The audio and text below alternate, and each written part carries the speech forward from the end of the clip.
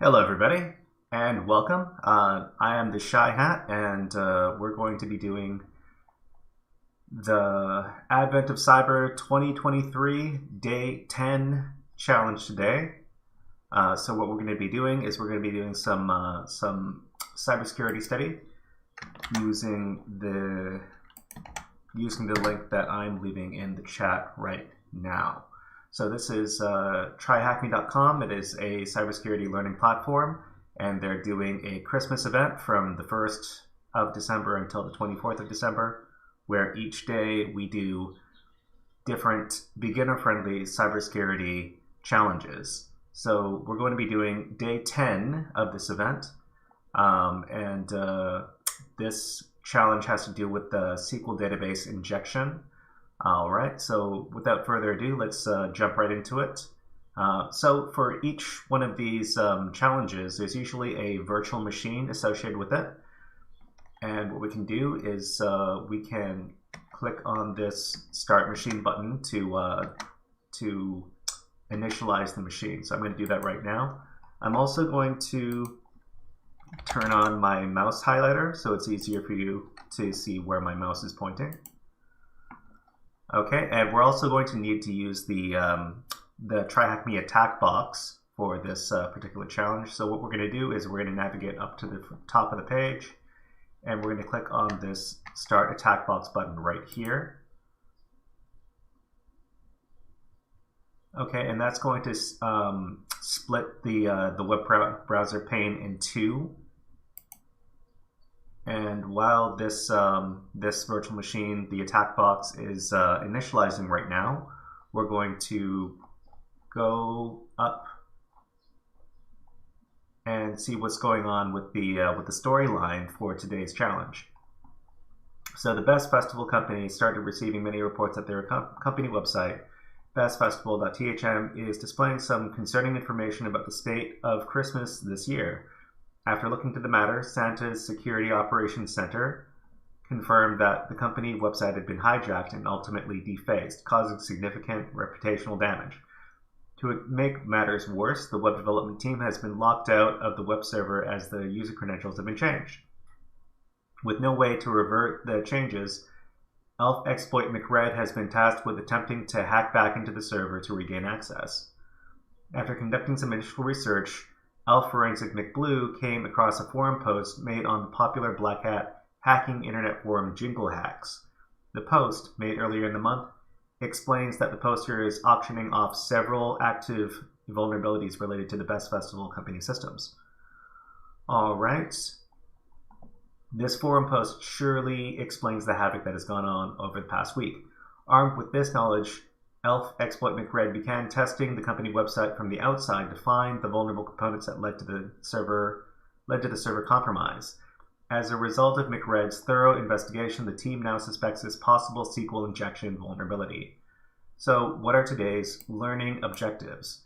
In today's task, you will learn to understand and identify SQL injection vulnerabilities. Exploit stacked queries to turn SQL injection into remote code execution. And help Elf McRed restore the Best Festival website and save its reputation. All right, so we see here that our attack box virtual machine has finished initializing. I'm going to click into this terminal window and press enter to dismiss it. All right, so what we really want to do is we want to make this virtual machine attack box full screen so that we can better see what's going on. I'm going to do that by using this button right here. So it's at the edge of the pane and then down at the bottom. And click on this button.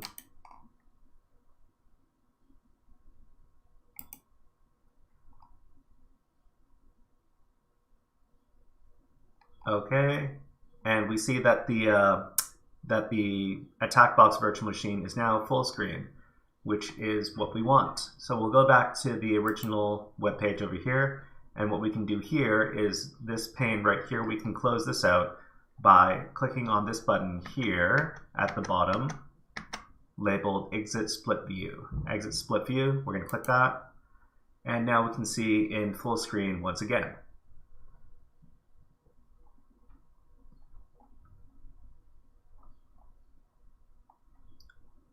So before moving forward, we're going to review the questions in the connection card shown below. Do we need to start the attack box today? Yes, and we have. Do we need to start a VM today? Yes, and we have. So after our our vulnerable VM has finished initializing, you'll see the IP address over here. And this IP address is going to be different for each user, so this one is not necessarily going to be the one that you have. Given that the attached, okay, so we're going to skip this. Let's learn about SQL, or some people prefer to call it SQL. So such structured query language is essential for working with relational databases and building dynamic websites. Even if you've never explicitly used SQL before, chances are you frequently interact with databases. Whether you're checking your bank account balance online, browsing through products on an e-commerce website, or posting a status on social media, you're indirectly querying and altering databases. SQL is one of the most popular languages that make this all possible. Relational databases are structured data collections organized into tables, each consisting of various rows and columns. Within these collections, tables are interconnected with predefined relationships, facilitating efficient data organization and retrieval. For example, an e-commerce relational database might include tables for customers, orders, and products, with relationships defined to link customer information to the respective orders through the use of identifiers. Okay, so here's an example of some tables. So this is the customers table, this is the products table, and this is the orders table.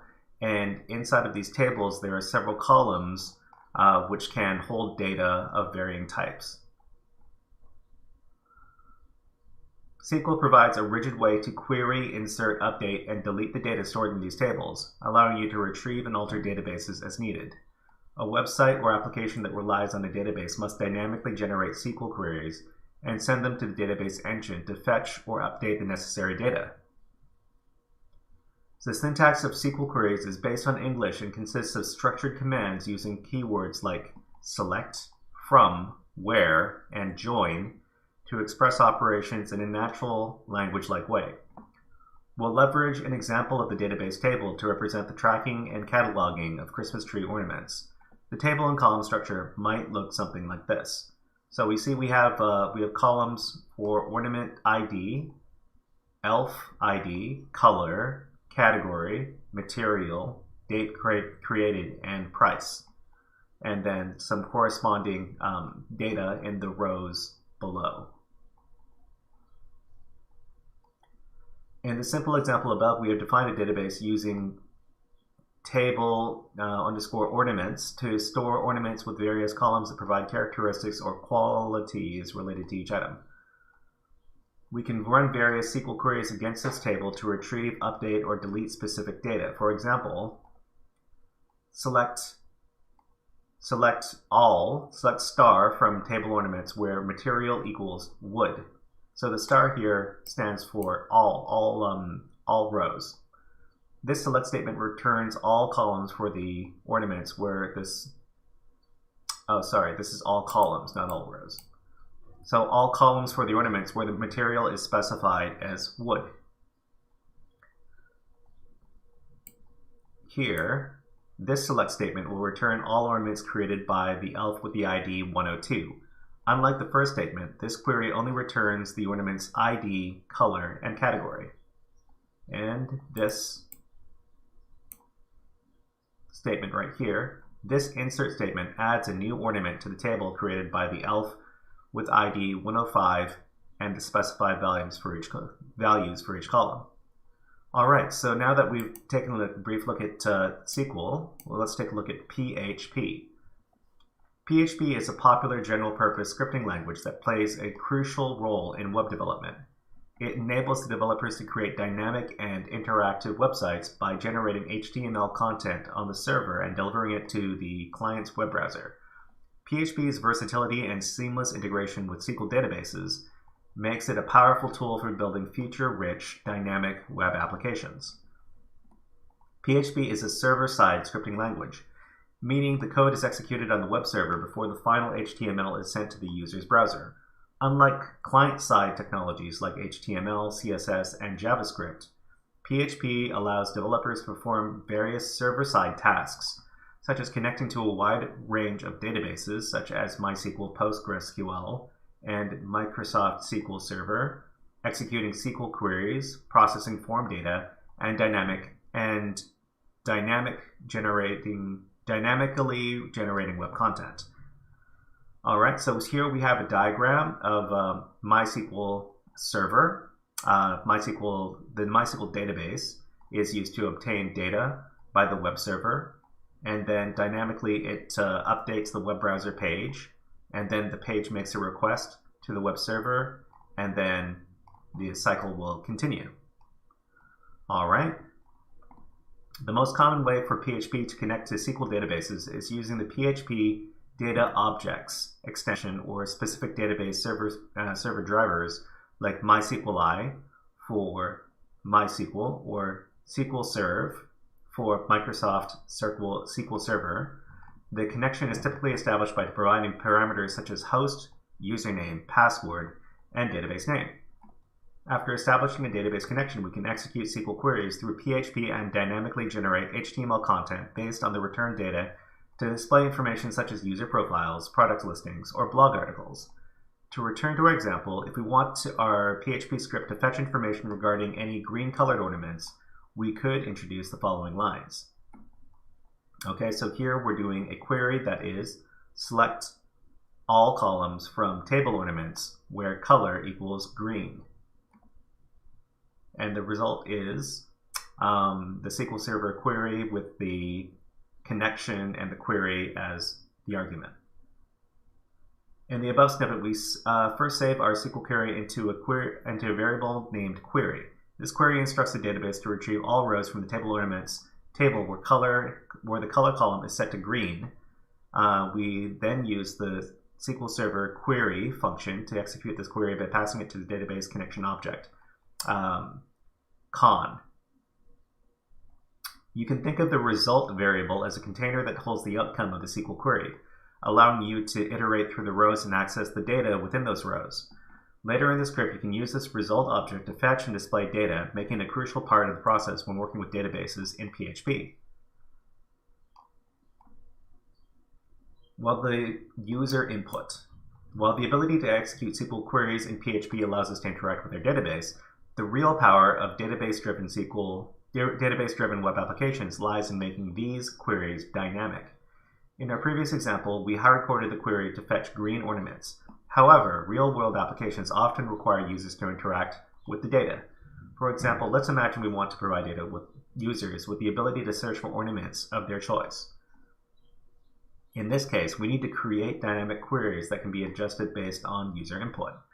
One common way to take in user-supplied data in web applications is through get parameters. These parameters are typically appended to the URL and can be accessed by PHP. They allow users to specify their search criteria or input, making it a valuable tool for interactive web applications. We could get a simple search form with an input field for users to specify the colors of ornaments they want. Upon submitting the form, the website makes a GET request to the search results page, including the user's search parameters within the URL. PHP can access the user's input as a GET parameter and dynamically generate a query based on that output. So for example, retrieve the GET parameter and save it as a variable. Color, the variable color is equal to GET color. And execute a SQL query with the user supplied variable. So the query variable is select star from table ornaments where color equals color. And the result would be SQL Server query connection query. The above snippet sets the color variable to the retrieved value of the color URL parameter. That variable then gets passed to the query string.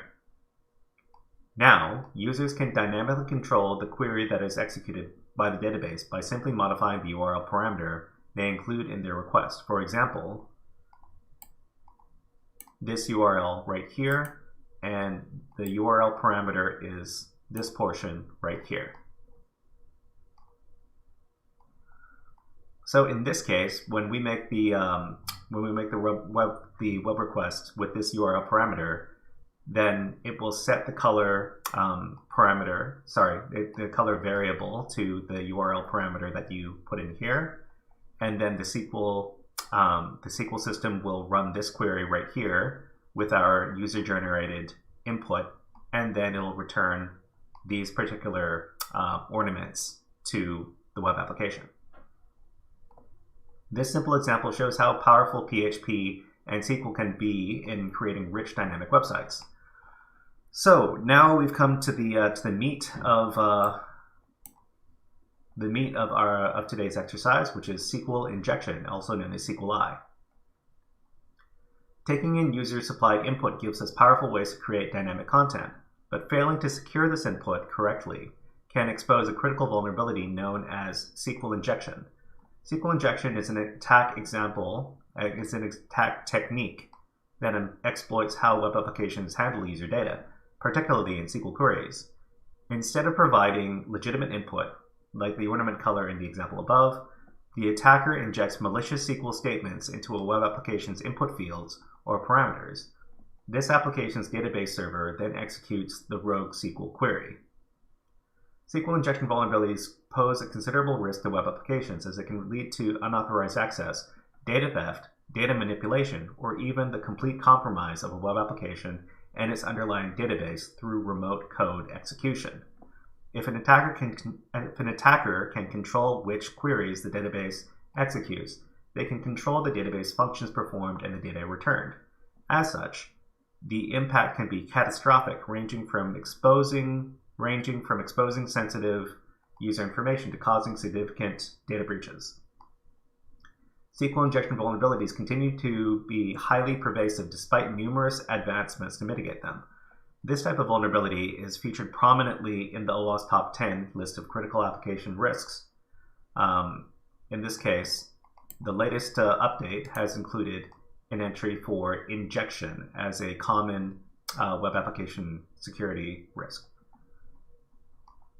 When a web application incorporates user input in SQL queries without proper validation and sanitization, it opens the door to SQL injection. For example, consider our previous PHP code for fetching user input to search for ornament colors.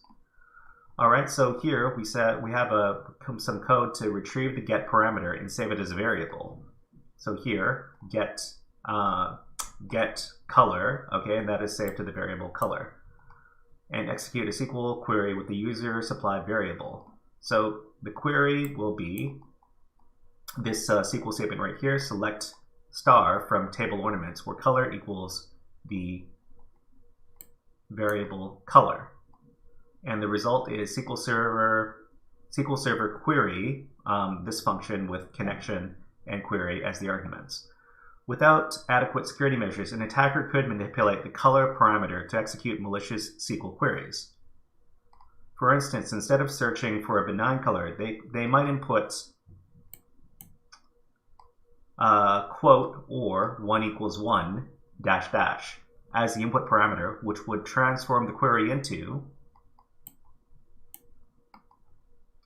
select star from table ornaments where color equals quote quote or 1 equals 1 dash dash quote.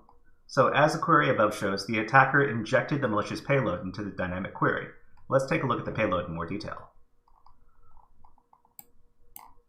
So this quote or is part of the injected code, where or is a logical operator in SQL that allows for multiple conditions.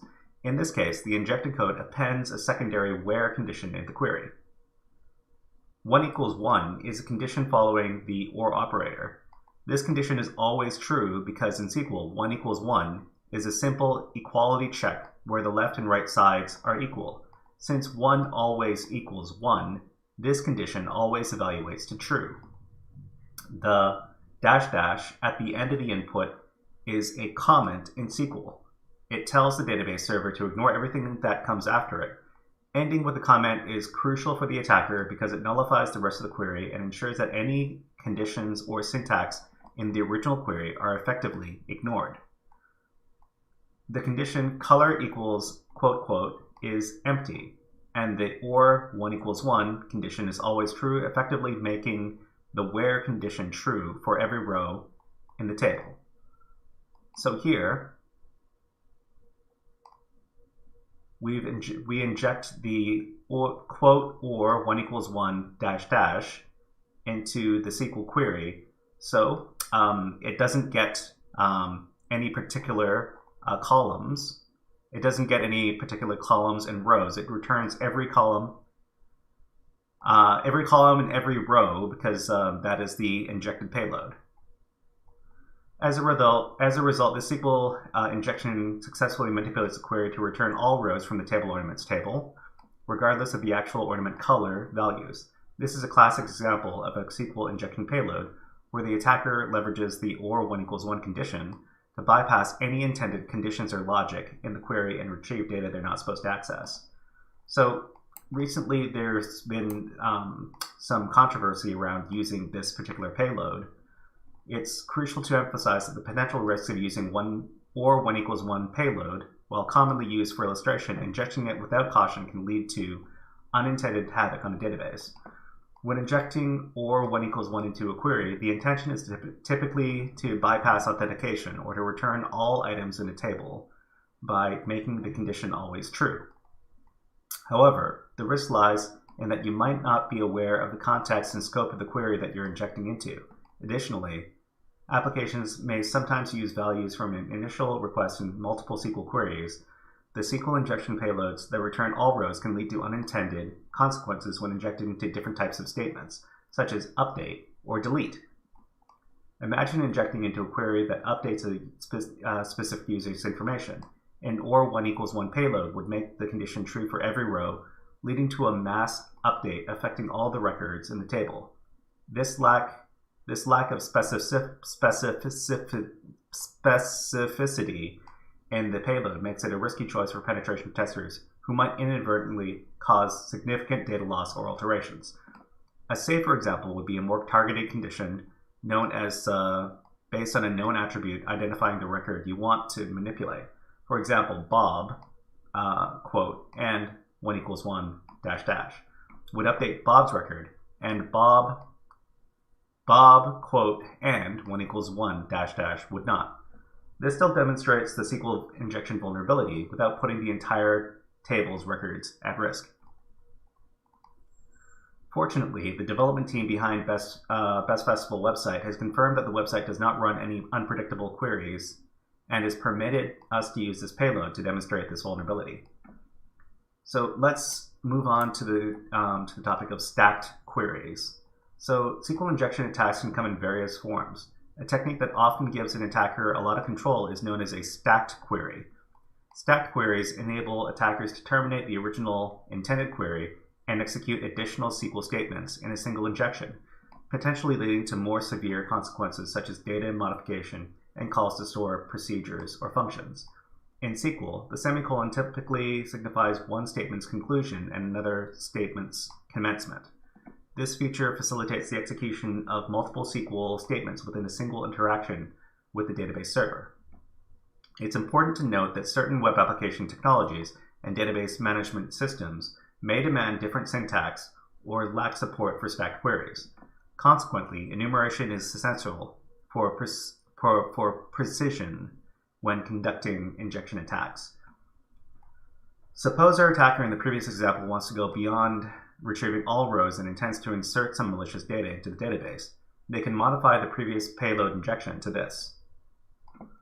Okay, so we start once again with the quote, and then they use the semicolon to finish the statement. And then in their next statement, they're going to insert into table ornaments these various values over here, and in this way, this statement can create a new column in the table. When the web application processes this input, here's the resulting query the database would execute. Okay, so it's the same initial part of the query, but and then it is abruptly terminated, and then the next SQL statement is executed, and then this dash dash is going to comment out the rest of the query. So as a result, the attacker successfully ends the original query using a semicolon and introduces an additional SQL statement to insert malicious data into the table ornaments table. This showcases the potential impact of stacked queries, allowing attackers not only manipulate the retrieved data, but also perform permanent data modification. So how do we test for SQL injection? Testing for SQL injection is a critical aspect of web application security assessment. It involves probing the application to identify vulnerabilities where an attacker can manipulate user-supplied input to execute unauthorized SQL queries. To continue our mission, let's navigate to the defaced Best Festival Company website to see if we can identify vulnerable input that leads to SQL injection. If you haven't already, okay, so we're going to visit this website inside of our attack box web browser. So we can copy this. So this is going to be a different IP address for each one of you. What I want you to do is just copy this URL here and use the Control-C shortcut to copy it. And then we're going to go to our other browser pane, and we're going to open up our Firefox web browser within the attack box, which we can do by clicking on this shortcut right here. So the attack box virtual machines are usually not super optimized, so it might be a little slow to respond. We just need to keep that in mind while we're working with it. So inside of the web browser, we can go over here to the address bar, and we can just paste in the URL that we got from the other web page, and then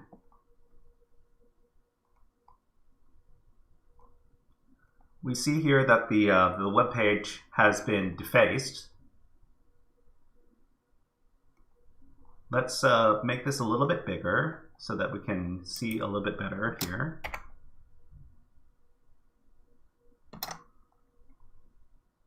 Okay, I'm going to dismiss a couple of these messages.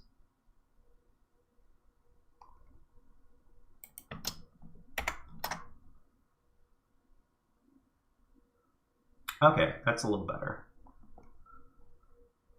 All right, so now that we've accessed the web page and we see that the web page has been defaced, we can go back to the original web browser tab. So navigating the website as an end user to understand its functionality and offerings is a great place to start. This manual enumeration allows us to identify areas in the application where user input is accepted and used in SQL queries. This can include search fields, login forms, and any input fields that interact with the database. You may need to investigate. You may need to navigate to the correct page containing the vulnerable component. So be sure to click on the buttons and links that you find. So browse the website manually until you find a form that accepts user input and might be querying a database. So after locating the GIF search feature, we can confirm our suspicions by filling out the form with the expected values. All right, so inside of the attack box, we can navigate down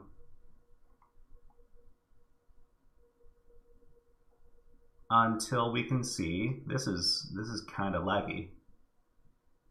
Okay, so we can go to the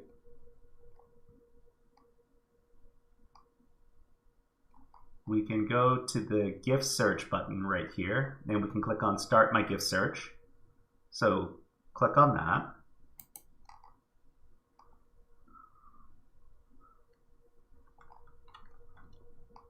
And then once we arrive at that page, we can scroll down a little bit.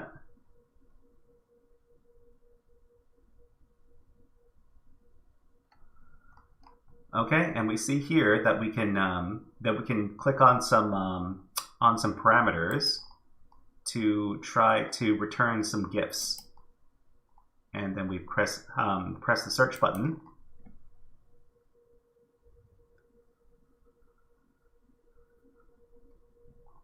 And we see in the results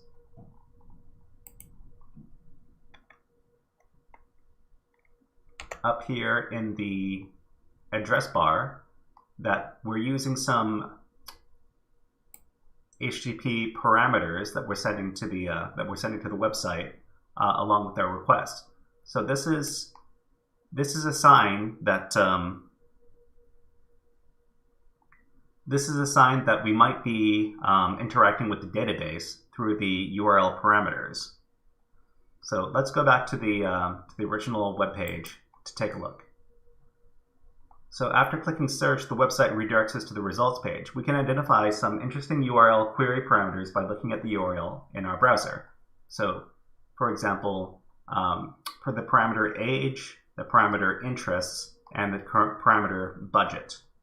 So the underlying PHP code is taking in three parameters we specified for age, interest, and budget, as separated by the ampersand character, and querying the database to retrieve the filtered results and output to the page. Now that we've identified an area of the website where user input is accepted and used to generate dynamic SQL queries, we can test to see if it's vulnerable to any injection attack. To do this, we can alter the parameters to test how the application handles unexpected characters. So to test the input fields, we can submit characters like single quotes and double quotes, as these are special characters that attackers use to manipulate SQL queries. We might be able to trigger error messages by introducing possible syntax errors in the query and prove that the input is unsanitized as it reaches the backend. However, the gift search feature doesn't offer any free-form text inputs for us to type and manipulate. So we can look at modifying the URL parameters directly to test the application. To do this, alter the age parameter in the URL to include just a single quote and hit enter to load the page. So just the single quote here.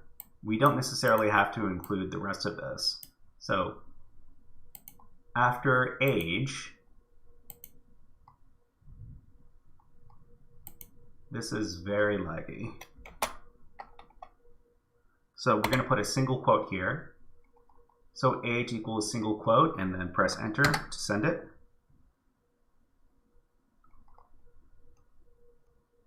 And in the gift search results, we see that we get a SQL, a database query error, and a bunch of error information over here. So let's go back to the TryHackMe page. So you should see now that an error message returned. The error we received is a huge breakthrough, as it gives us many details on the underlying database management system powering this website and confirms that this user input is unsanitized. This error message shows that the Microsoft SQL Server is the database manager due to the banners and driver information between the square brackets. The information we gathered will soon be helpful. Error message enumeration is critical to SQL injection testing because it equips attackers with valuable information for crafting more precise and effective attack payloads. Because of this, it's always essential to monitor and sanitize error messages to prevent sensitive information from leaking. Although we don't have access to the source code, at this point we can visualize what the underlying PHP script might look like. Okay, so just like this.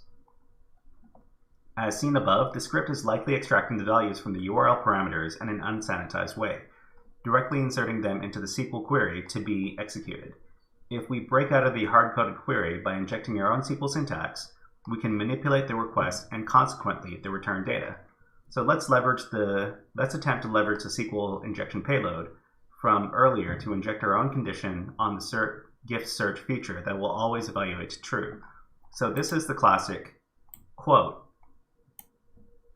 or 1 = 1 -- space. Okay, so what we can do is we can copy this, and then we can go over to the virtual machine, and we can inject it into the URL.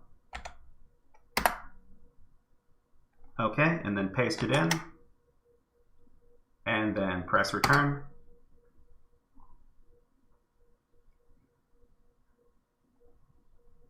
And we see here that in the gift search results, we see basically every column and every row in this particular SQL database, which is probably a list of toys. So by injecting our payload and commenting at the register query, we can bypass the intended filter and avoid errors to retrieve all GIFs results, regardless of the specified parameters. So what we've done is we've successfully dumped the database table and returned all 636 rows to the page. This is a very simple example and a suitable proof of concept that this website is vulnerable to SQL injection. However, it's unlikely that the attacker who defaced the Best Festival company did so by returning GIF results. Let's explore possible methods to execute system commands via our nearly found attack vector. So calling stored procedures. So as mentioned, stacked queries can be used to call stored procedures or functions within a database management system. You can think of stored procedures as extended functions offered by certain database systems, serving various purposes such as enhancing performance and security and encapsulating complex database logic. A Microsoft SQL Server stored procedure, XP command shell, is a specific command that allows for executing operating system calls. If we can exploit a stacked query to call a stored procedure, we might be able to run operating system calls and obtain remote code execution. As we previously confirmed, the database system in our example is Microsoft SQL Server. With that in mind, let's dive deeper into the XP command shell procedure. So what is XP command shell? XP command shell is a system extended stored procedure in Microsoft SQL Server that enables the execution of operating system commands and programs from within SQL Server. It provides a mechanism for SQL Server to interact directly with the host operating system's command shell. While it can be a powerful administrative tool, it can also be a security risk if not used cautiously when enabled. Because of the known risks involved, it's highly recommended that this functionality is disabled on production servers. However, due to misconfigurations and legacy applications that require it, it's common to see it enabled in the wild. For example, suppose you have an HR management system that needs to export data periodically to a CSV file and upload it to an external server. Instead of using more secure and modern methods like SQL Server Integration Service or custom application code, legacy applications may have opted to rely on XP command shell to execute system-level commands to export the data. While this accomplishes the same task, it poses security and maintainability risks and grants excessive system access to the SQL Server. It's also possible to manually enable XP command shell in SQL Server through the execute exec queries. It requires the database user to be a member of the sysadmin fixed server role or have the alter settings server level permissions to execute this command. However, as mentioned previously, misconfigurations that allow this execution are not too uncommon. We can attempt to enable XP command shell on the Best Festival company database by stacking the following commands used in the SQL injection that we discovered. So we're going to do execute spconfigure, show advanced options, 1, reconfigure, execute spconfigure XP command shell, 1, and then reconfigure. By injecting the above statements into SQL Server, we'll first enable advanced configuration options in SQL Server by setting show advanced settings to 1. We then apply the change to the running configuration via the reconfigure statement. Next, we enable XP command shell procedure by setting XP command shell to 1 and applying the change in the running configuration again. So converting these into a single stacked SQLi payload will look like this. So after age in the URL parameters here, we will inject this payload right here. So we can copy that.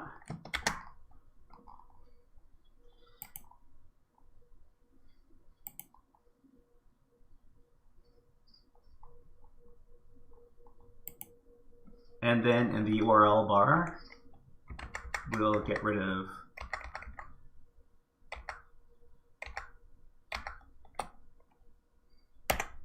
we'll get rid of our other injection string, and then we're going to paste in the one that we just copied. And then press enter to send it. Okay, so we didn't get any results from the web page, but this is intended. Let's go back to the original tab to see what's going on. So by requesting the URL with these parameters, we should be able to execute the stacked queries enable the XP command shell procedure. With this feature enabled, we can execute any Windows shell command through the execute or exec statement followed by the command name. Unfortunately, one of the caveats to this approach is that it returns its results as rows of text. This means that typically the output will never be returned to the user since the injection no longer occurs in the original intended query. Because of this, we are often in the dark as to whether our injection worked, but there are ways to validate whether or not our approach is working. So let's talk about remote code execution. Let's confirm if we have remote code execution by attempting to execute certutil.exe on the target machine. This command is a native Windows command line program installed as part of certificate services. It's handy in engagements because it is a binary signed by Microsoft and allows us to make HTTP/HTTPS connections. In our scenario, we can use it to make an HTTP request to download a file from a web server that we control to confirm that the command was executed. To set this up, let's create a malicious payload using NSF Venom, allowing us to eventually upgrade our SQL injected shell into more of a standard reverse shell. You can think of a reverse shell as the remote computer, the best festival web server, initiating a connection back to our attack box, which we're listening for. Once the connection is established, we can gain control of the remote system and interact with the target machine directly. This is the opposite of a typical remote access scenario where the user is the client and the target machine is the server. So what is MSF Venom? It's a command line payload generation tool. It's part of the Metasploit framework, and it is widely used for penetration testing and ethical hacking set of utilities. MSF Venom is explicitly designed for payload generation and can be used to generate a Windows executable that, when executed, will make a reverse shell connection back to our attack box. We can run the following command on the Kali machine or the attack box. So we can copy this right here. So highlight this, copy this, and then we can go to our attack box, minimize the web browser,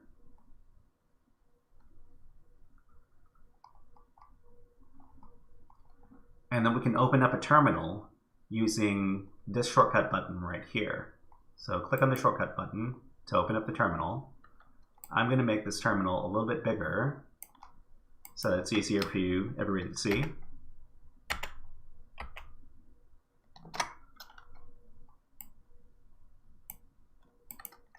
Okay, and the attack box is acting a little bit slow today, but we'll try to muddle through. So we can paste in the command that we copied previously by doing Control-Shift-V inside of the terminal. And this particular portion right here, lhost, we're going to have to plug in our own IP address with that is our attack box IP address, which we can see from right over here in our terminal window. So for me, it's this number right here, but for you, it's going to be something different. Please plug in your own attack box IP address. So I'm going to plug in mine. So this dot, this dot, this dot, this. Okay, so once we've plugged in our proper IP address, we can execute the command. Because the attack box is acting a little slow today, this might take a while, but let's go back to our web page and read a little more. So as we went over, we need to change the lhost argument to your attack box's IP address. You can obtain your attack box's IP address by clicking on the machine information icon at the bottom, or by running this command right here in the terminal. It will take a moment to generate, but once complete, you'll have created a reverse.exe Windows executable file that will establish a TCP connection to your IP address over port 444 when executed on the target. So with our payload created, we can set up a quick HTTP server on our attack box using Python to serve the file. So we can use this Python command right here. So we're going to copy this, and then we're going to go to the attack box, and we're going to run this this command. So it's Control-Shift-V to paste it in, and then hit return to initialize it. So now we've got HTTP being served on port 8000 of this attack box machine. So anybody who wanted to access this machine over HTTP could do so at this at port 8000 over here. All right, so next. So running the above command, we set up a lightweight web server on port 8000 that can be used to serve a payload. All the files in a current directory, including reverse.exe, will be served using this method and will be accessible for the best festival server to download. So it's time to use our stacked query to call exe command shell and execute the certutil.exe command on the target to download our payload. All right, so we can copy the injection string right here, and then Control-C to copy. Go back here. We can open up our web browser again using this button, and then up at the URL address bar,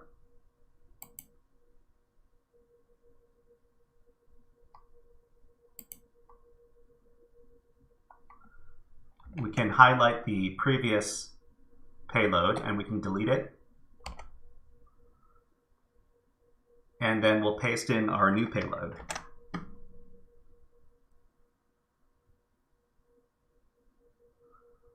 Okay, so before we run this, we have to insert our attack box IP address. So it's going to be the same as the same IP address that we used to create the MSFNM payload. So we need to highlight all of the letters here.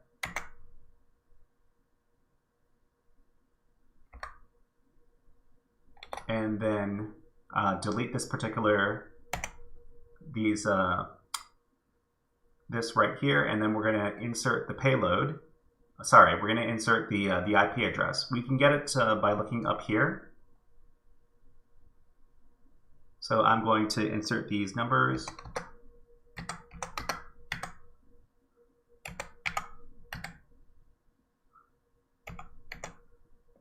Okay, and then after that's inserted, we can run the payload by pressing enter.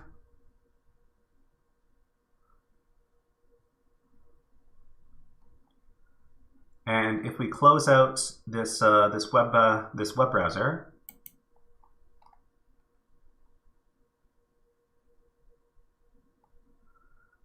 we can see that that we got some HTTP traffic from what we assume is the vulnerable server that we're interacting with. Okay, so it downloaded this file right here to its own system, reverse.exe.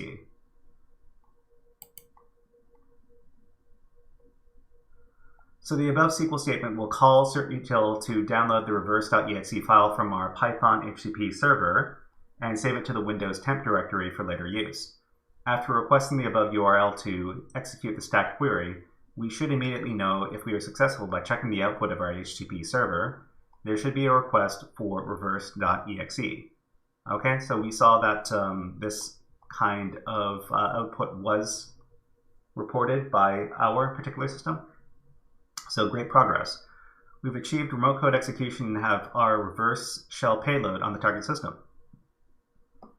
All we need to do now is to set up a listener to catch the shell and then have the system execute the payload executable.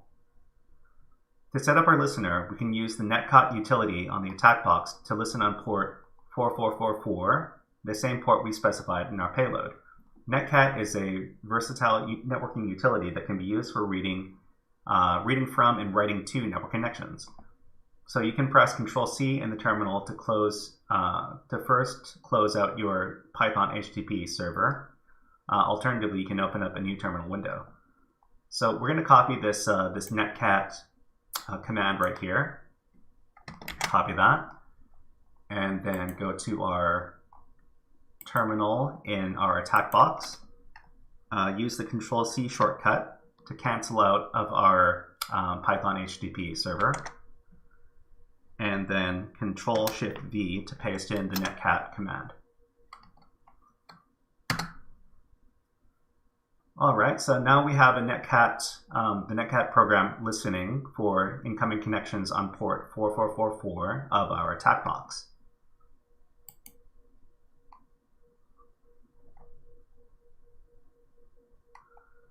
Now we can run one final stacked query to execute the reverse.exe file that we previously saved in the C Windows temp directory.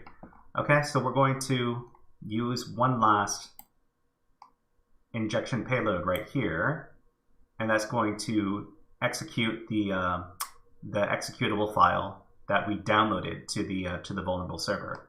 So Control-C to copy. And then we go back to our web page.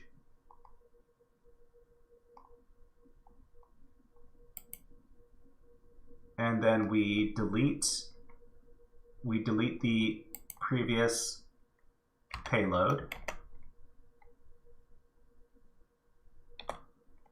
Delete that. And then we paste in our new payload.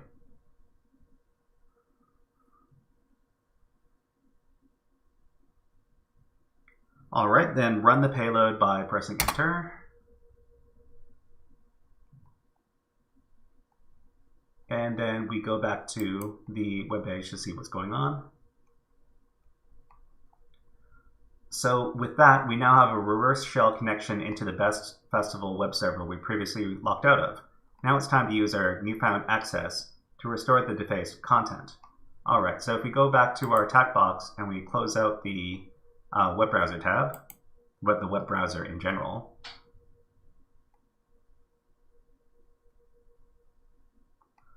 Okay, we see that the connection on port 4444 there was a connection made from the vulnerable server to our attack box, and now we have a reverse shell connection to the vulnerable server. So if we type "who am I" in our terminal, we can see that we are the anti-service Microsoft SQL Express user. Okay, that's great. So now we have to restore the website. Now that we've gained interactive control over the web server, let's see if any clues might help us to restore the site. Exploring the system's users directory is a good place to start. This directory holds documents and information for each user profile on the system. It's worth mentioning that another legacy misconfiguration has worked in their favor. Providing the SQL Server service account, we're connected with administrator level permissions on the system. This higher level of access may provide us with the capabilities we need to investigate and rectify the issue, navigate to the user directory's C users, and explore the administration folder. Okay? So here we're going to search the subdirectories for hints or files that can guide us in restoring the website and saving the best festival company's reputation. All right, so back in the attack box, we can go to cd to change directory to C:\users. Okay, and then use the dir command to see what users there are. We see that there is the administrator user. And so we're going to navigate to that directory, cd administrator.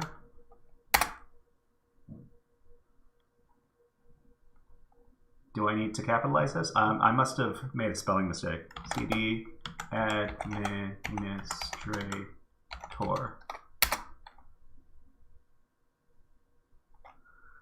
Okay, and then in here, there's a number of directories, but the directory we want to navigate to is the desktop directory. So we're going to go into the desktop directory, CD desktop. And in this directory, we see that there are a couple of interesting files here. There is defacewebsite.bat, there is note.txt, and there is restorewebsite.bat. Okay, so back at the web page, navigate to the users directory and explore the administrator folder. Here we'll search the subdirectories for hints or files that can guide us in restoring the website and saving the company's reputation. All right, so we're going to answer these questions. We're going to manually navigate to the Deface website and find the vulnerable search form. What is the first web page that you come across that contains the gift finding feature? So if you remember from our investigation, it's going to be /giftsearch.php. So submit that as the answer. The next question is, analyze the SQL error message that is returned. What is the ODBC driver that is being used in the back end of the website? Okay, so the answer for that, we can go back and we can trigger the error again to get the answer, but I've recorded it so that we can just answer the question here. The answer is ODBC driver 17 for SQL Server. Okay, and submit that as the answer. All right, so the next question is, inject the 1 = 1 condition into the gift search form. What is the last result returned to the database? So if we were to do that, at the very bottom of the results, there's going to be this particular flag right here. And if you want to recreate it yourself, you can inject the 1 = 1 payload from before, and then navigate down to the bottom of the results to get this flag right here. But we're going to submit that as the answer. Okay, the next question is, what is the flag in the note file Greedster left behind on the system? So we can go back to the attack box, and then we can read the note.txt file right here by using the command type note.txt.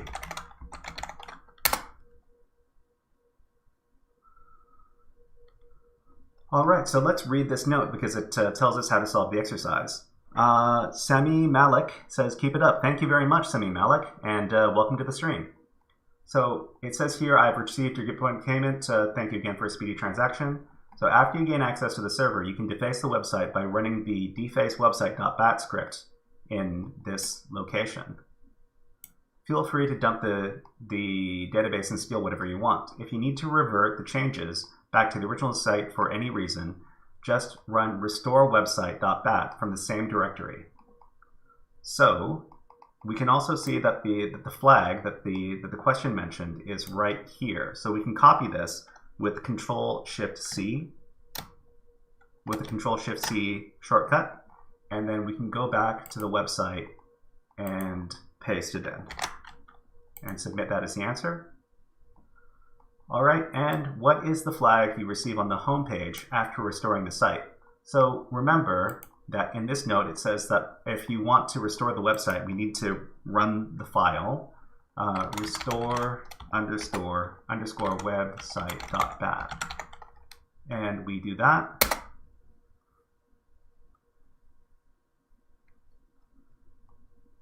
All right, so web restoration complete. Please refresh the home page to see the changes and obtain your flag. Okay, so we can open up the web browser one more time.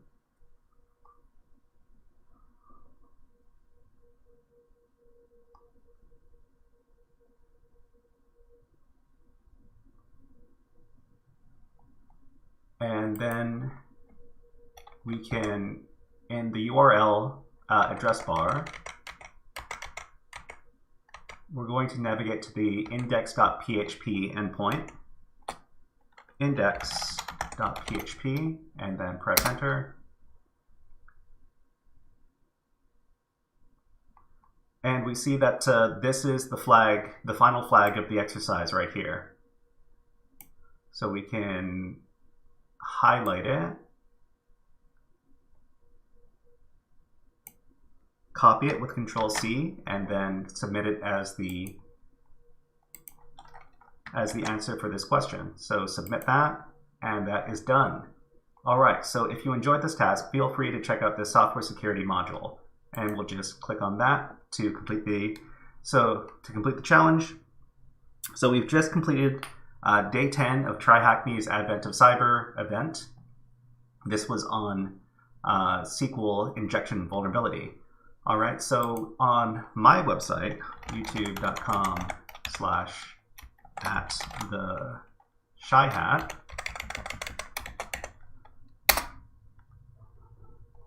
I have a couple of videos on this same kind of topic. So if you want to practice a little more with SQL injection and learn a little bit more about SQL, we have our green series of video lessons. So we've got this one right here, Intro to SQL with SQL Murder Mystery. And we also have SQL injection with TryHackMe, where we do SQL injection with another room from TryHackMe. And I'll leave the URLs for those videos in the chat. So this one is for learning about SQL in general, and this other one is for learning about SQL injection vulnerabilities. So if you enjoyed this guided tutorial for finishing the Advent of Cyber Day 10, please check out the videos on my channel, the TryHack on YouTube. And but we're going to be back tomorrow, and we're going to be solving more beginner level cybersecurity challenges with the TryHackMe Advent of Cyber 2023 Christmas event. But until then, I hope you all have a great rest of your day, and we will see you next time.